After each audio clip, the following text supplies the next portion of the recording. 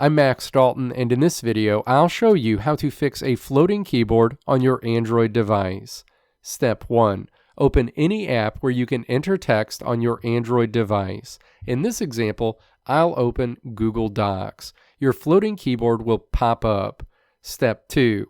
Look for the icon at the top of this keyboard that features a keyboard with a line through it. You may need to tap the More icon to see that option, which has 4 blocks on it. Step 3. When you find it, tap the icon featuring a keyboard with a line through it.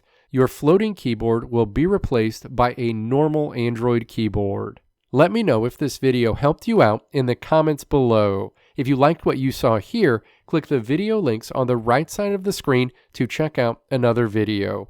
Or click the logo on the left side of the screen to check out my tutorial website at www.maxdalton.how.